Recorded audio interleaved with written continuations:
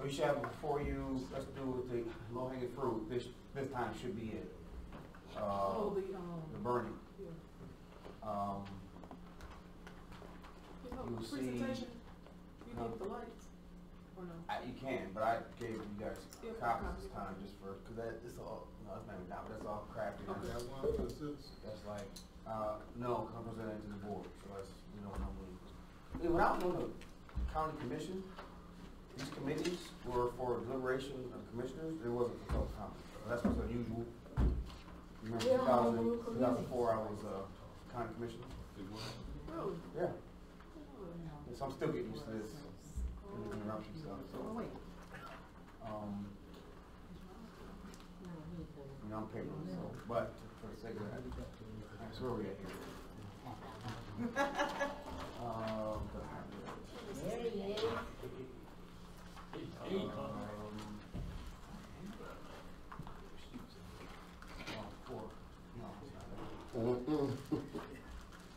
All right, yeah.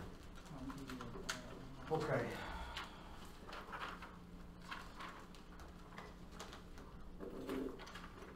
So one of the, we asked for about, I'm sorry, that's the chairs.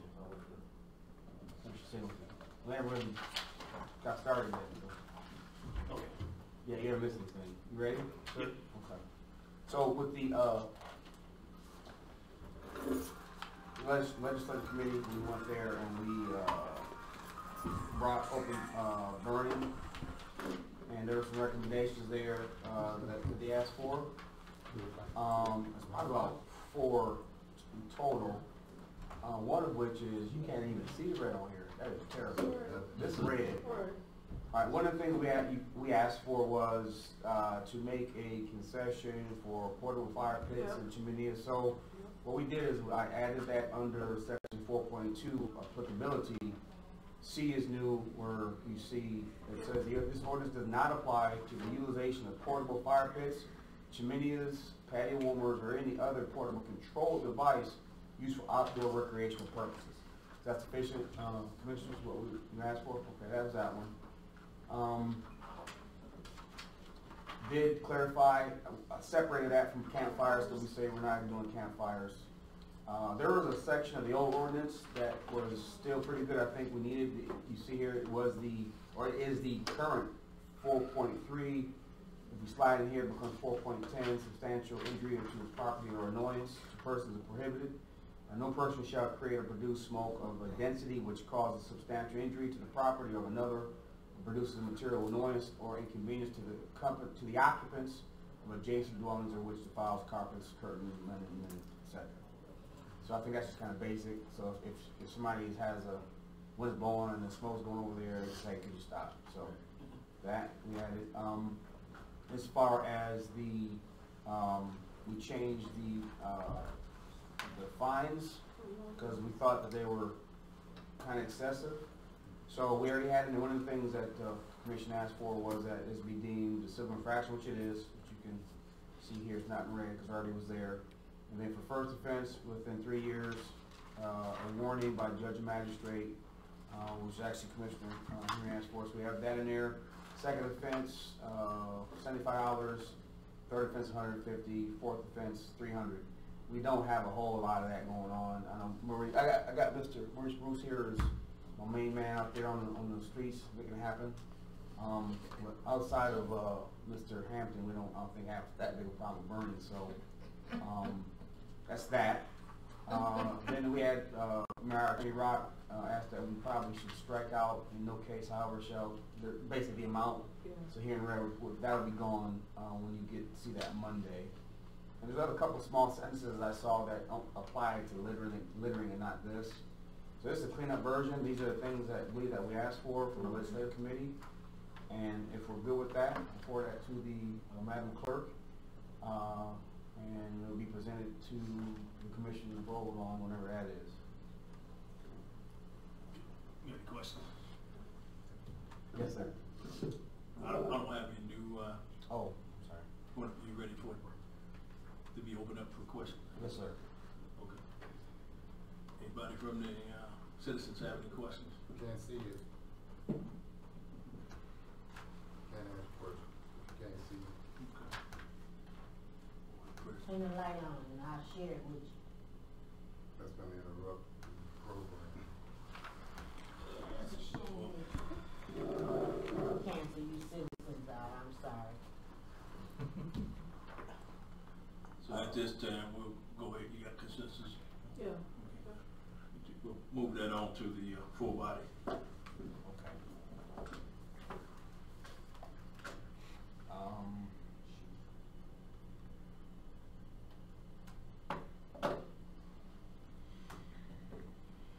That actually is done, so I'll get that to the Madam Clerk forthwith, and we're all set there. The second thing we discussed was dumping, and actually I'm still kind of up in the air on some things. Our ordinance is pretty good in some spots, other spots can be cleaned up.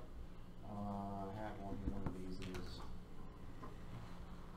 I wanted to get some guidance from the committee here, and I think, if I'm not mistaken, it's gonna go back to legislative, I'm not sure what we said.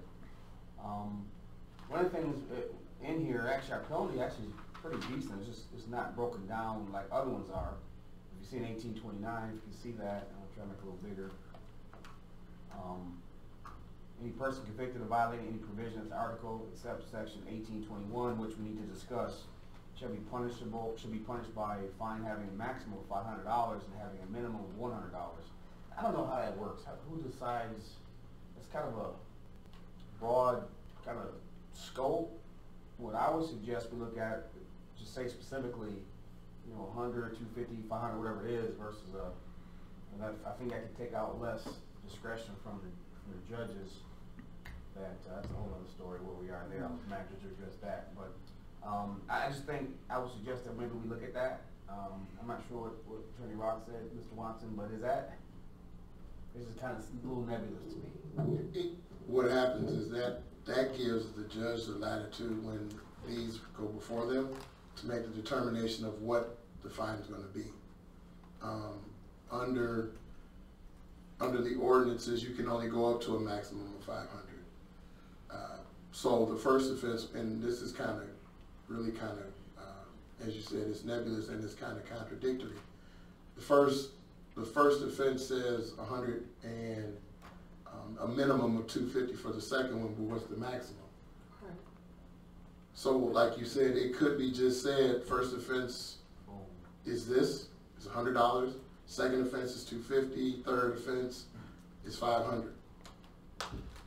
So there's another thing, as I was going back over this, reading it, honestly, I don't think if I read this the way it reads now, somebody who pulls up with a truck and dumps mattresses, sofa, all type of carpet, will get the same as if somebody was driving down the street and threw out a McDonald's bag. That's why I say it probably should be Yeah. That's the civil judge, infraction. the judge, and between the judge and whoever prosecuting it. If it's the severity of, like you said, you don't want nobody just with a bag, to get the max, You live So- in 1100 block, you would. Yeah. I think that, this is my opinion. I think it needs to probably go back to the drawing board, because what we want to do is, the litter from the vehicle, which is it's just a section to itself, I'm not sure it should be as stiff as somebody that's actually dumping. Well, what do the state got something for littering from the vehicle too? Well, remember, for the state, it's a civil infraction. Now, the penalties are stiffer because it's up to $800 for the first offense, Wow. but it's a civil infraction. So, people probably could be irresponsible and throw trash out the window, whatever it is, but should that be a misdemeanor? You flick out a cigarette out your window, or, I don't know, we're talking about we want to have compliance and we want to be fair. I think we've shown that we're not just trying to hammer people, and I think this is something we should look at.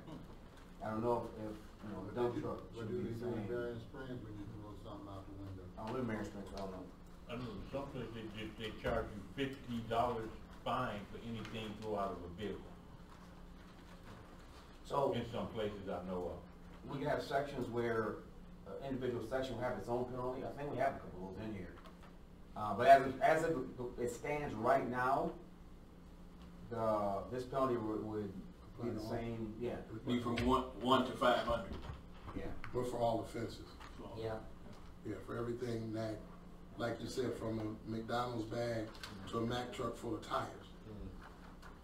It's the same. Depending on how the judge feels. Doesn't care at all. Right. Absolutely. Through the chair. Go ahead.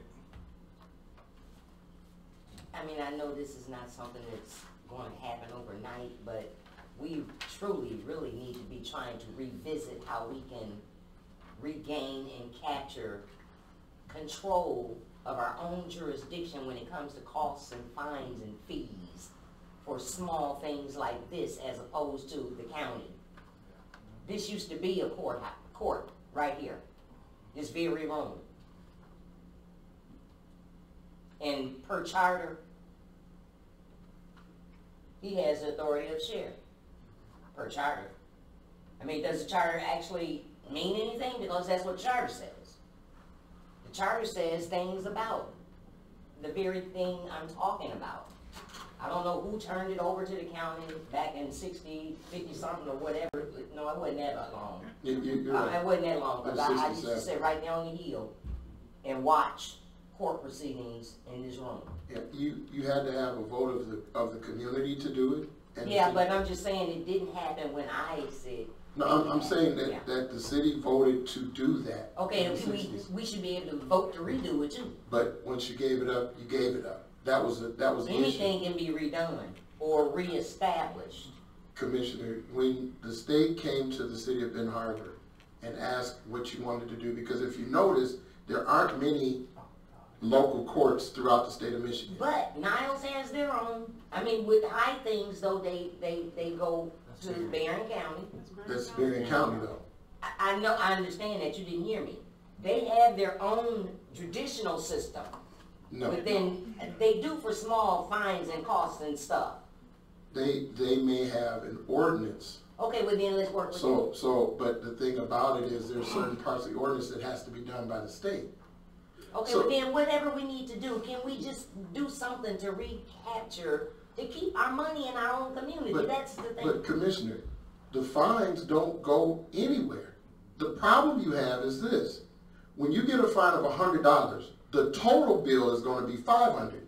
The 100 comes back here, the 400 stays there. But that's what I'm saying. We need all of it to stay But right you here. can't, but what I'm saying is you can't make fines more than what they are. Yeah. They add to it because they're the administrator of it. Okay, but that's where I'm going. We need our own magistrate to hear those type of tickets. Now what? Come on now. I agree with you there, but that's another, Let's work on it. Yeah. process. that Let's we- work on it. Gotta start somewhere. Yeah. So, next is the. Too much like work. You- Let me try to regain where I was. Keep it simple. Fine. Okay, give me 1 second. I want to pull this up so you guys can see what I'm seeing. So I Our got, magistrate. 18. Love this, man. Clerk share the stuff with me, it's like it's pow. Alright, so while we're on speaking about vehicles and litter, you can forgive me, I got my own marked up copy here, but just to give you an example of how kind of crazy it reads. 1820. 1820 basically says no person shall throw, deposit, or dump litter upon a public or private place from a vehicle. I think it's common sense, you're not going to throw a couch out your window. No person shall drive or move a truck or other vehicle unless the vehicle is so constructed, loaded, or covered as to prevent any load, which means you can't be driving around and start just falling out and just leave it. So that's good. No person shall drive or move any vehicle or truck within the city, the wheels, tires, or carry into a depositing street, alley, or the public or private place, mud, dirt, sticky substances, a matter of any kind which cause or could cause a dangerous situation. Again, that's kind of obvious. Here's where it gets goofy, like, what is this? How's this apply? Now this is littering of a vehicle, from a vehicle. The inspection official is hereby authorized to send written notice to violators to remove illegally deposited litter. If the violator fails to comply with the notice within 5 days from the date of the mailing, the city may remove the debris. The violator should be liable for civil penalty as much as da-da-da. All right, so the only way we can write a littering ticket from a vehicle is if we see it ourselves and we cite them for it. So if that's the case, because that's to be a misdemeanor committed in our presence, we don't even need D, because it doesn't even apply. So that's, again, some more cloudy talk that I don't necessarily think is necessary, unless you see it a little differently. So that's why I believe that litter for vehicles should be treated, something differently. That doesn't make any sense. On here, as far as the definitions, I think our definitions could be done a little better. So these are in alphabetical order, but I think honestly, we all know what an aircraft is. We all know what a private receptacle is. We know what an owner is. I think if we had to guess, we would know what a park is, a person, private property, etc. Now, what I talked about last week, and I proposed maybe we adopt the state language, which is simply litter is a couple lines, and then it incorporates all of that into one. And that's not that big a deal, but I think when you start to read this, and the first thing you see is aircraft, and it's only one small section that says you should not throw litter from the window of an aircraft while it's in the air. I think A, it's kind of obvious. It's not a pilot, but it's going to be extremely dangerous to do to begin with.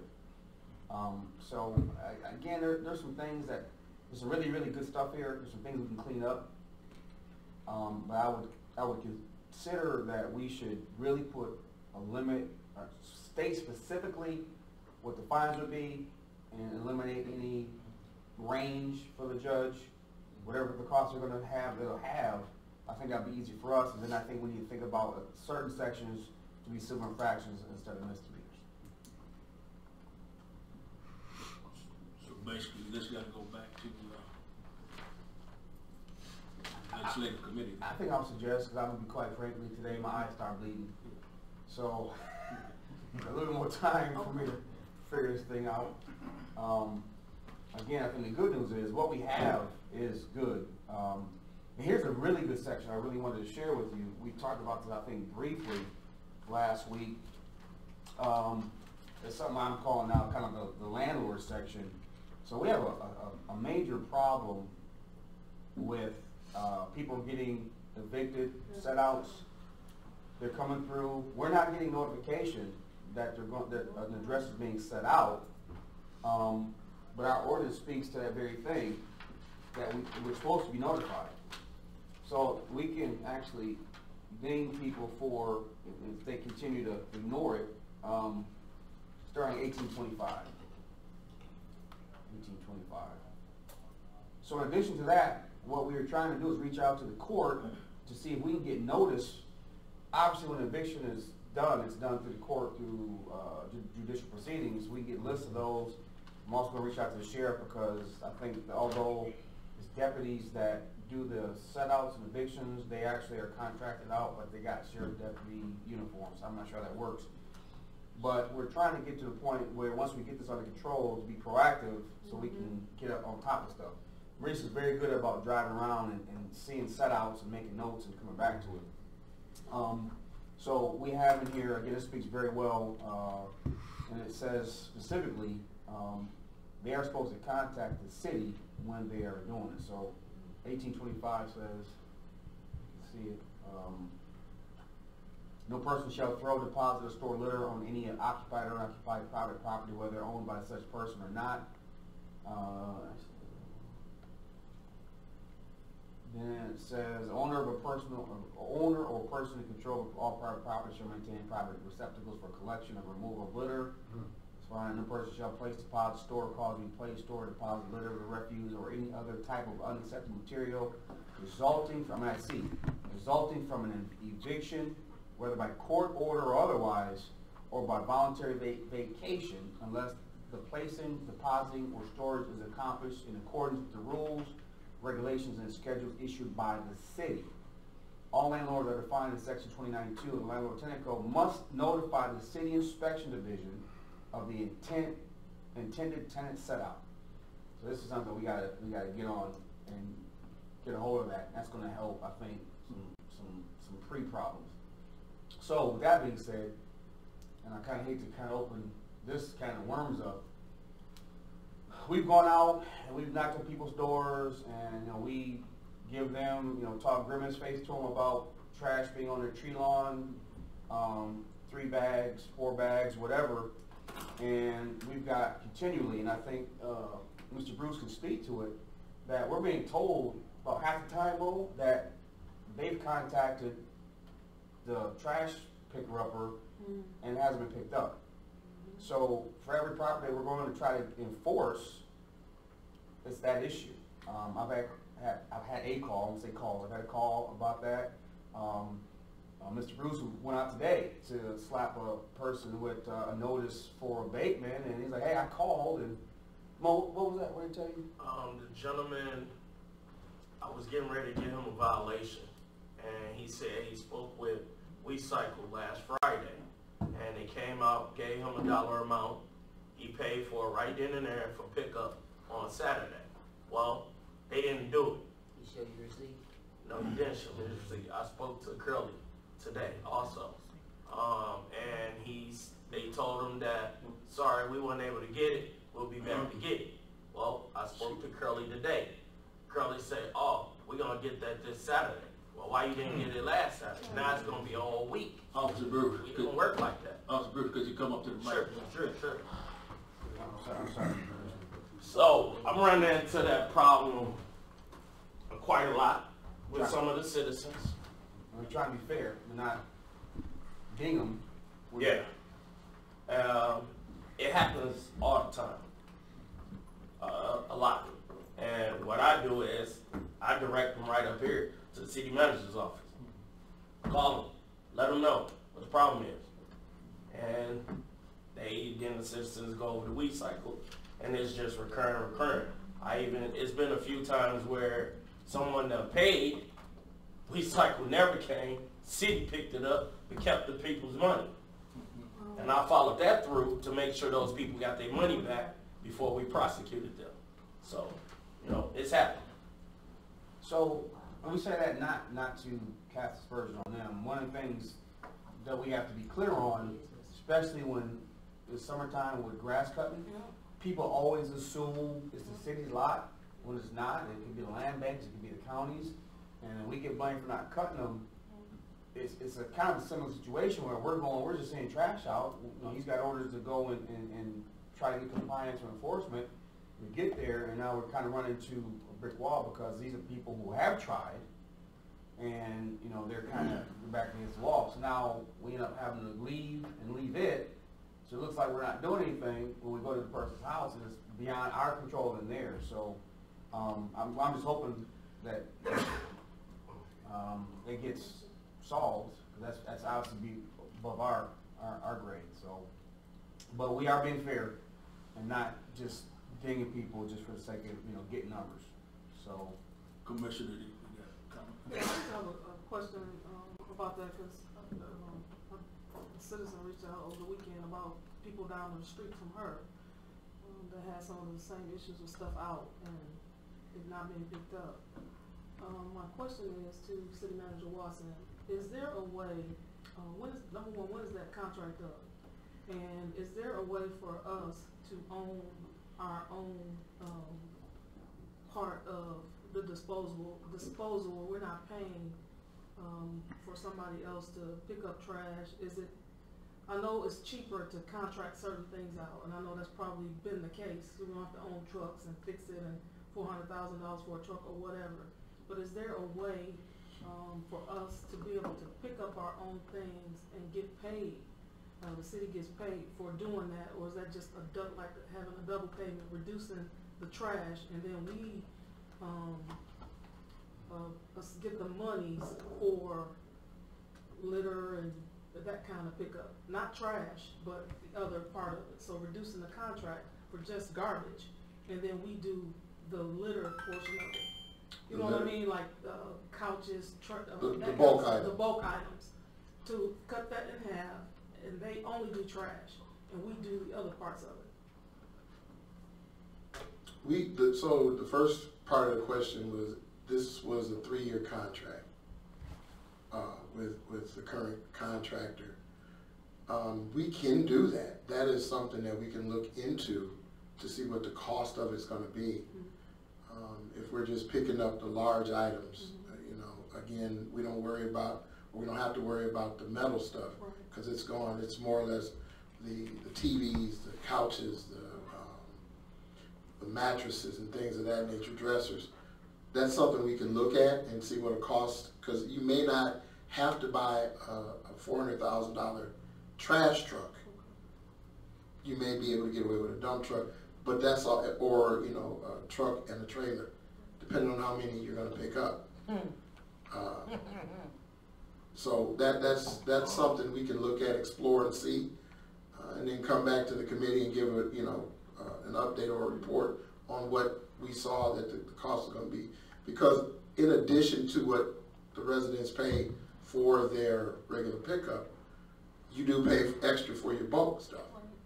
So it's not included in that. So there is a cost that's being incurred by the hauler to do that extra stuff. So yeah, we can look at it and bring it back for next month, just to kind of give a general idea of what it would cost. Yeah, that way we can direct the citizens, okay, you're gonna pay us and we'll do that, since there's an additional cost.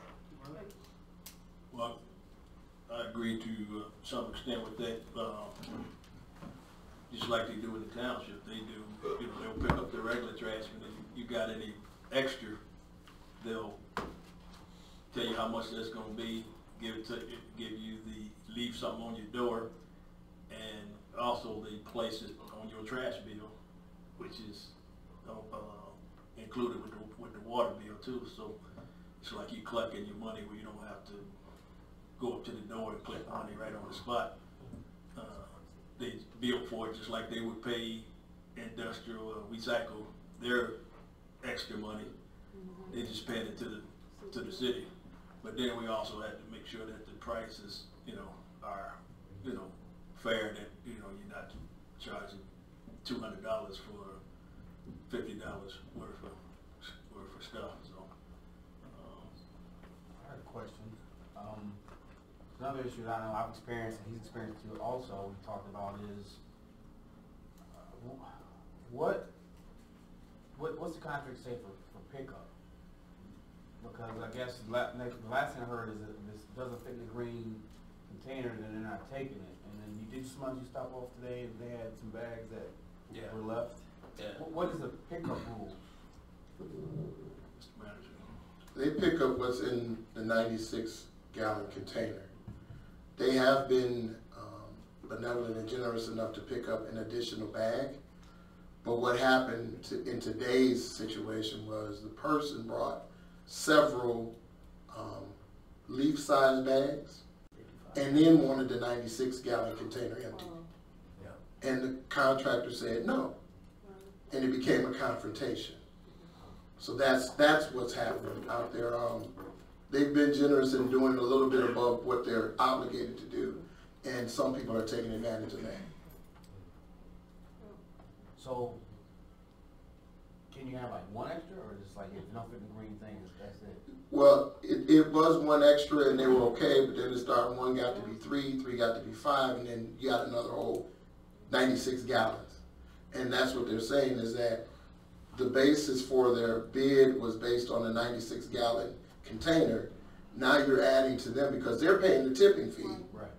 In addition, I mean, outside of what they were expecting to have. So that's something that sounds like the public needs to be educated on. Right. That's the case. There's, yeah, absolutely there is. Okay. Our Mr. responsibility. Caldwell have a, Hey, I just want to know, would it be better for we to do it in-house than contracting it out? Yep. Or we can see how much it would cost and what? We can look at that. We can do just a whole study on trash collection as a whole versus contracting it out. At one point, the city did do its own trash collection. And I think once you had the workforce start being reduced, that was one of the first things to go and got outsourced. Again, you'd have to look at what the cost of buying the equipment, what the tipping fees are, what what's all entailed in it. So a study to look at it could be something we could do, and then go from there. I have been doing a little research on my own on that, and I found that when we talk about $400,000 for a brand new truck, we don't really necessarily need a brand new one. It'd be nice to have one, but there's a couple of companies that refurbish them, and they range from anywhere from 75,000 and up, and there's some nice ones that I seen in the range of $90,000 to $120,000, and they also give warranties on it and stuff. So I think when we look at the money that we pay, 'cause we paying like what, 40 It's right around 40, between 40, 41, about $41,000 every month. every month. Yeah.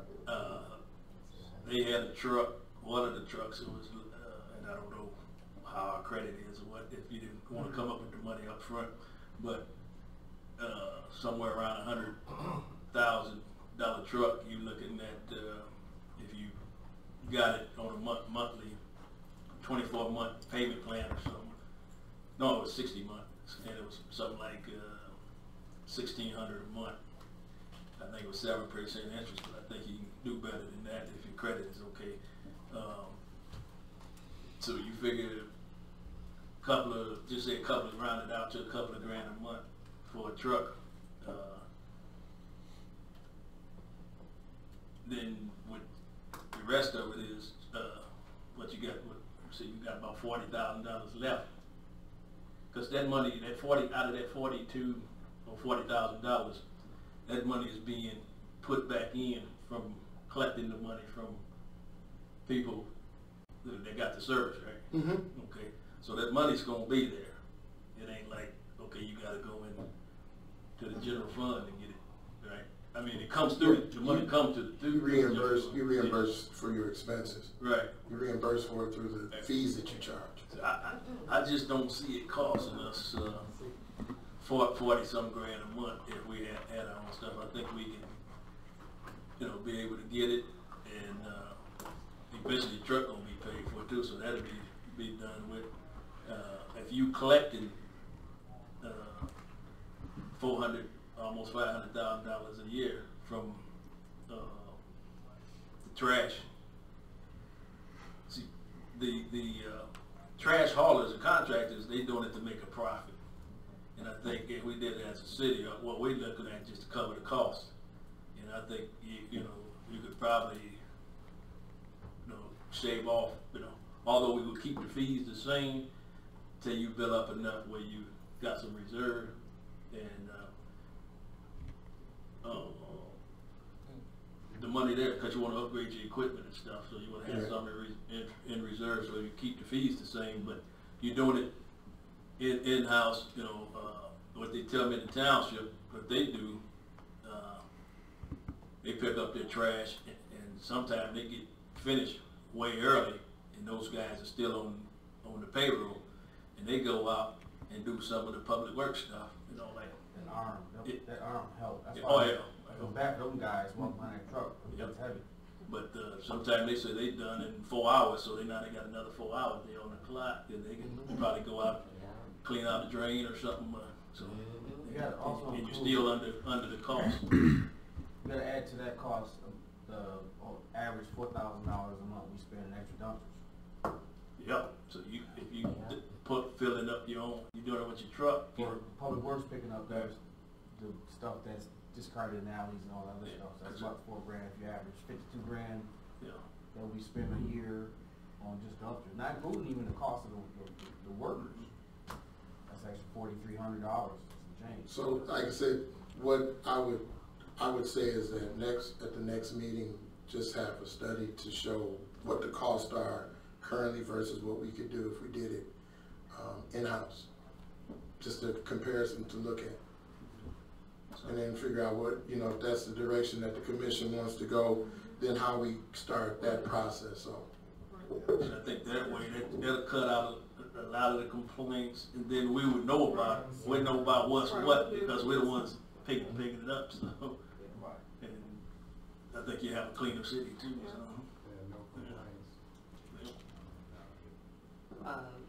If I may through the chair, just two things briefly.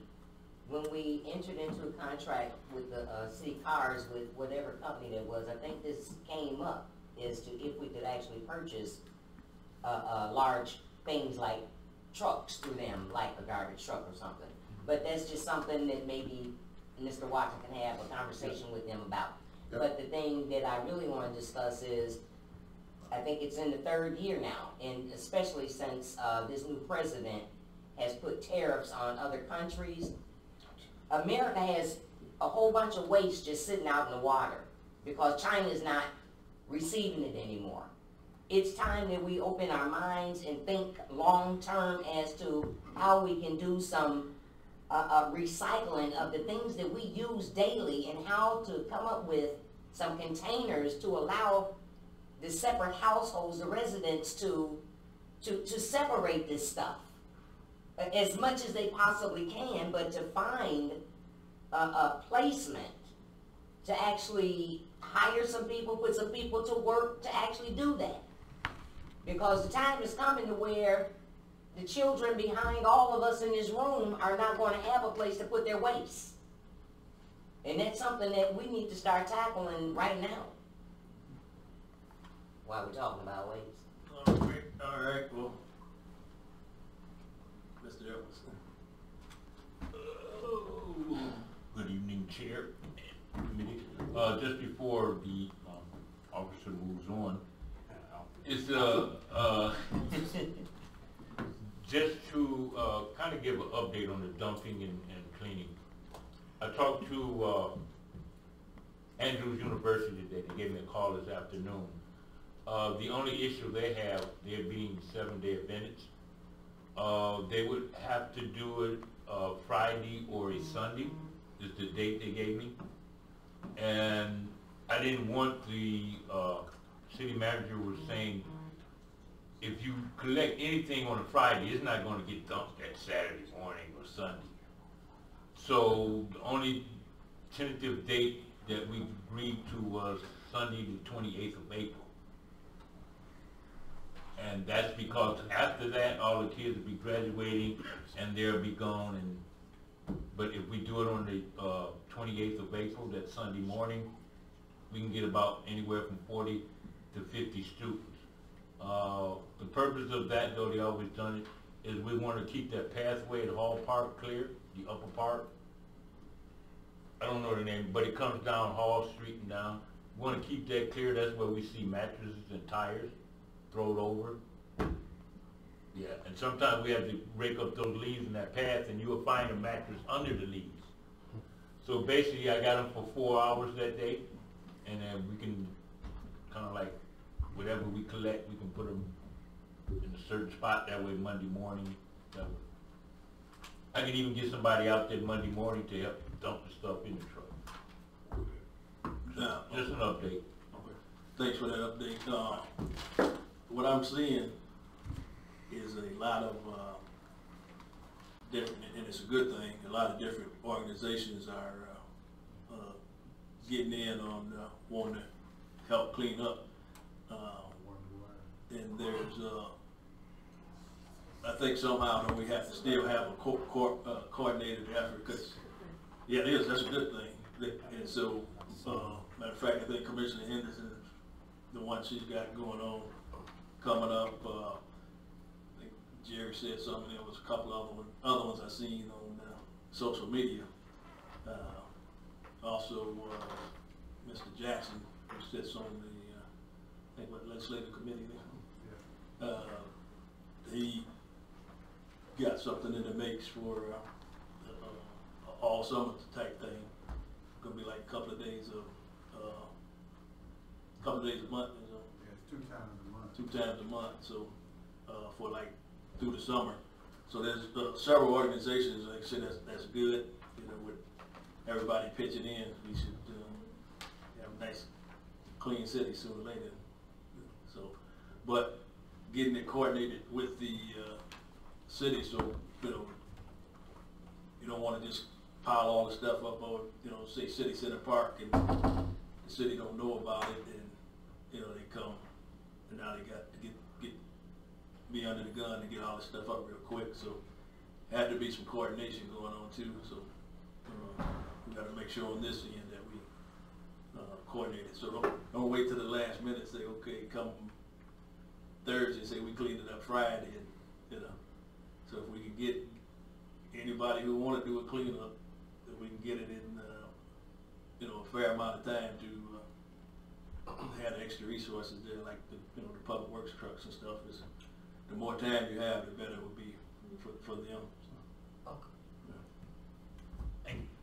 If I may, through the chair, I think I addressed this several years ago when we first started off with the youth when they came into the community from Wisconsin. Rakes, bags. Will Public Works help to supply, the city, will they help to supply some of these? The city manager's gone. I know that when we were first elected, we were talking about cleanups, and cleanups were going on and everything, and I'm no longer going to allow somebody to borrow my rake and shovel and stuff and don't bring it back. So if we could utilize something that the city owns, I'm trying to stall so the city manager can answer these questions. Some of the organizations that I've talked to someone the other day, they're bringing some bags and stuff like that. Okay, but these are different cleanups at different time, and it would be good to know that if people like Mr. Jackson are putting forth the effort a couple of times a month, where we can come and get a couple of extra rakes, shovels, and bags to help out with the endeavor of cleaning up the city. Manager Watson, if, I think I asked this several times ago, if in fact the city would help out with the loaning of rakes and those type of things, bags. I don't have a problem with that. The ones we had, we loaned out, never came back. Mine either. So, I mean, we can look at all sorts of things. Okay, like Mr. Jackson, he's gonna be the supervisor of his. Mm-hmm. And, I mean, he would be responsible for what is utilized and returned, right? I mean, but if we got extra and more people show up and we want everybody working, it would be nice to have what we need. I mean, we just have to figure out a way to make sure we get collect them back, and you can paint them all one color or something. Yeah. You know? Yeah, then we right. Yeah, there you go. I have a few different sponsors that's going to help out. I got Lowe's going to sponsor me 50 rakes, some trash bags, and I have Express Staffing. They're going to bring out some trash bags for it. I have Gravitron downtown on Colfax. He's going to pitch in some. I also talked to KPAT about some of their people they have down there that's got to do community service. Maybe that could be part of their community service time by coming out helping and stuff like that. The director is going to get back with me. She said, I guess you have to contact the public safety or somebody, get approval or something like that. I don't know. But she's going to contact me back about it. But I have the flyers here. Thank you, Mr. Jackson. Thank you. Hands to you, my brother. Okay. I have one question about the street sweeper. Go ahead. Move on. Yeah. Will we be saying that? And I know we contracted out with somebody to do street sweeping, and last year we will be doing that again this year. Yes, ma'am. Yes, ma'am, what? What is She said, will we be doing it again this year? Yes, ma'am. One time? No, we'll have it throughout the summer. Our own? But again, we've got to, Clean up the challenge there, the challenge for us is not doing the activity. The challenge is having enough people to do it without having to hire a whole additional staff. For street sweeping, you got street sweeping, you got tree cutting, you've got pothole patching, you've got alleys that need to be cleaned. There's only again 3 people in the department. One do more riding than anything. You know, so that's what I'm saying. You've got 3 heavy equipment operators in the department right now. Come on. You got 3 people in there. I mean, I come on, what? I know how many people we got. We got 3. We have 3 heavy equipment operators. Do, for the summer, is it possible to, like, bring somebody on part-time or something? That's what I'm saying. In order to get everything we do, we're gonna have to. Yeah. Can we? Well, Jim, I'd like to say that if we don't have enough staff to take care of those services for the people, then maybe we need to hire some part-time people in the summer, or hire some more people on. But I keep hearing you say you don't have enough staff. That lets me know that you need to hire some more people. Commissioner, let me just say this. In order to hire some more people, you gotta have some more money. And if you don't have any extra money, how you gonna hire some more people? That's been our dilemma. That's been the dilemma for the last 3 to 4 years. We don't just have discretional disposable money unless we're gonna do an activity and get reimbursed for it. But if you're just gonna bring on staff, then you're gonna have to cut somewhere else. Something else is gonna have to give. Is there anywhere to cut?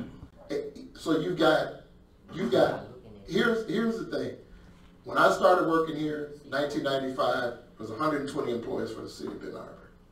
You have 47 now that still do the work of the 120. No, they really don't. They just do It what sounds they good. can. Exactly. So you're going to have to. So you've got people doing multiple jobs across various disciplines. I mean, I got a deputy director right now who's doing IT. That's not what he does, but he's gracious enough to do it because it's for the good of the team. That's what I'm saying. Unless there is more revenue that comes in, we have to be very cognizant of what we're going to do because we've got obligations we got to pay that are above and beyond salary. I got you. Yeah. Well, I do know that you spend your money where your priorities are. So, if your priorities is not in servicing the people, then you'll have your priorities is somewhere else. That's not throwing anything at anyone, but I'm just giving my little peon opinion. What can I just say? 30 seconds? No, because now I want to talk about something else. No, you get a chance to rebut now. Rebut what? Because it's not. I just gave my opinion. There's nothing to rebut about But that. he was getting ready to say something. Here's the reality of it. Because of what was done previous to us, we're hamstrung by that action. I understand. It's not that we spend the money where our priorities are. We spend the money where we have to. I If you're understand. telling us I got to do something, the state's saying it, or the federal, we got to do it. But that cuts down, like I told people, the hardest part of this job is about the fact that you don't have enough money to do what you need to do on a daily basis. That's it. All right, the chair recognizes Mr. Caldwell. What about the summer work? There you go. Summer workers, think you know the summer workers? I know. Speaking to the mic. Over, I can't get nothing the summer workers, cause I know over there, Youth. St. Joe, they just start hiring out, they start interviewing. Once again, I ask the question, where's the summer worker money gonna come from? Can you get grants for that? No. Community Development Block Grant has $400,000 total. And the lion's share of that was spent into home rehab.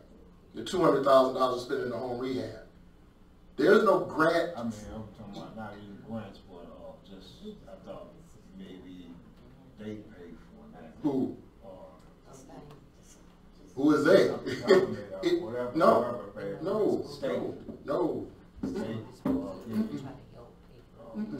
Any summer youth program that we've done, with the exception of the one that Ron Carter did some years ago, has strictly come out of the pockets of the city of Benton Harbor. He got some donation from private industry entities to help. I work for one of them. But the lion's share of the money comes from us. Yeah. Is there any, I know like Whirlpool and different places were giving money for some employment, is anything in line for that? There is right now about $25,000. And that's not a lot of people when you're talking about May through the end of, say September, which is really kind of the summer. The people that we hire out at the beach is paid for out of the money that comes through the gate. Any other thing that we would have to do would have to be through donations and or supplemental monies coming in. Like I said, we use some from CDBG. There's some that's left over. We're going to use some. But we've got, for example, now, and I think when I sent it out last week to the commission, the Parks Conservancy is now gone. We're going to have to put money into maintaining the parks. That wasn't budgeted this year. From May through June, or April through June, cutting the parks. However much money that's going to be, that's going to have to be something we're going to have to do. We're going to have to hire some people to go in and basically clean up the parks on a regular basis because there's daily activities that happen. That we budgeted for, but again, now I got to look at what extra money we'll have to pay for maintenance and upkeep of the parks outside of the lawn keeping and whatever maintenance needs to be done. There's fences down everywhere. There's the dugouts up here need to be done. If we can get somebody to help, which there are a lot of community groups that are offering to help. But again, there's gonna have to be extra influx of money from some other place to help us offset the costs that have to come out the pockets of the residents. Okay. Next item on the agenda. Oh, you have one more? Yeah, I just want to talk about the trash and the littering. I'm back to recycling. This is really a no-brainer that if we recycle certain things, won't go in the landfill, and if we can actually make a profit off of it. I've been to the recycling conferences, and I know of several companies will come down here and just pay us $10 just to pick up mattresses, because they recycle it. Come on. But we have to have something organized in a place, a recycling center. We have to make a move. We're 40 years, 50 years behind. St. Joe has been recycling for 40 years. And they started one thing. City Hall recycled their white paper. We have not did that yet. Yeah, we do. Recycle white paper now? Yeah. Well, that's good. That's a step. But for us to not do it with all the other cardboard, you know how many people order from Amazon and throw cardboard away? You know how much glass can be recycled or plastic can be recycled? That's less money to go in the landfill. And that's actually an opportunity for someone to have a source of income. And the body did approve that we should entertain and actually do recycling, but it didn't happen this year, and I would like to see it happen this next fiscal year. I really would like to see it. And like I said, if we can get some of our ex-felons or people that have just dropped out of the workforce to work at that and sort, there's so many ways to make money. They have other communities that are pulling out precious metal out of different components, electronic components. And if you can pull out 800 grams of gold in a year, silver, platinum, copper. So, I mean, I know we're short on money, but you can't make money unless you step out there and do something first. I agree with you. That's just something we gotta keep on working on.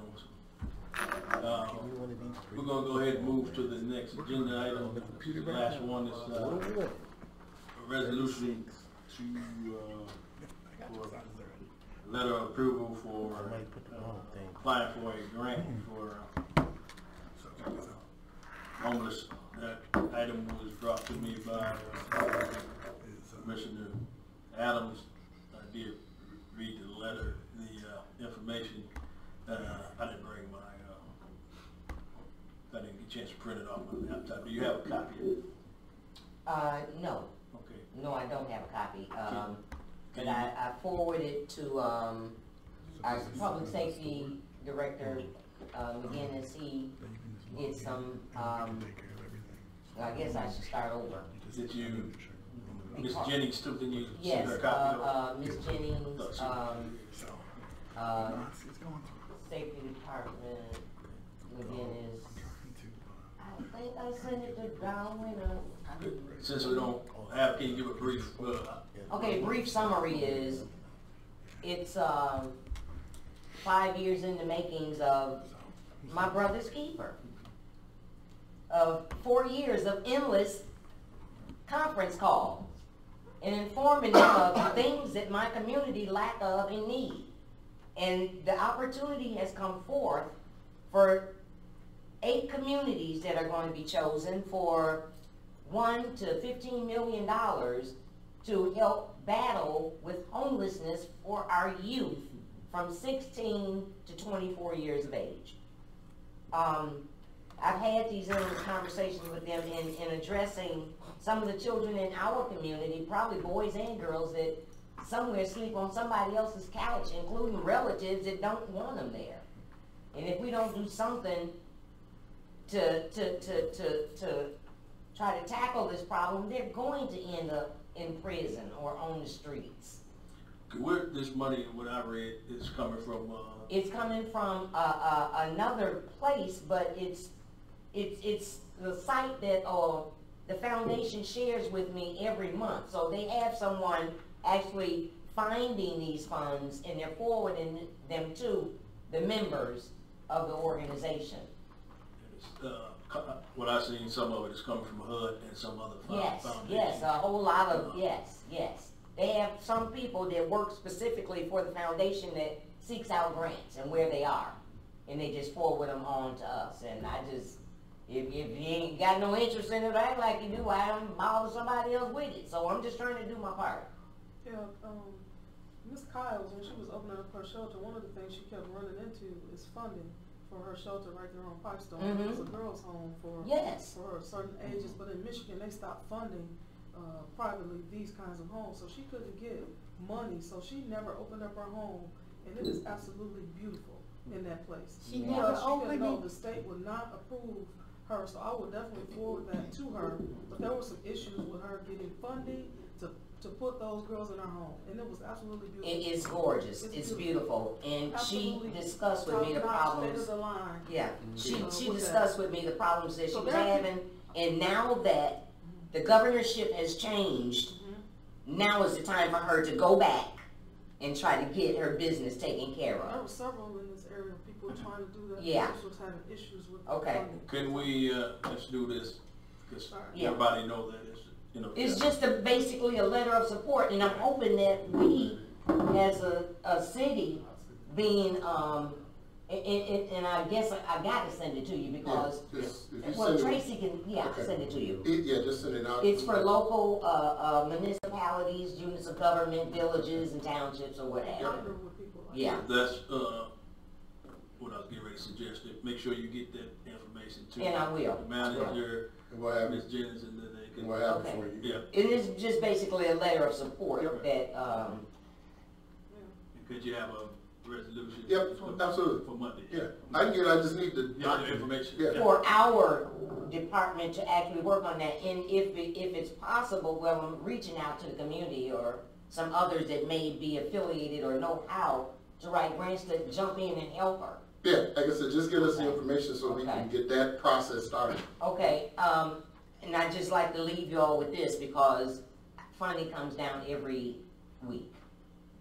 These people are finding it, and I mean, if we don't get us some grant writers, we're gonna continue to miss out. Money is always the issue, and not all of it, they know that we don't have the matching money. Some of these have matching, and some of them don't. And they know that our community has had problems with that, so they try to send us the ones that they know that Don't require? yeah, exactly. Okay, yeah, so just get it to me so we can. Yeah, and I'm gonna start sending them because they're various. All right, thank you for your comments. This meeting is closed. Thank you.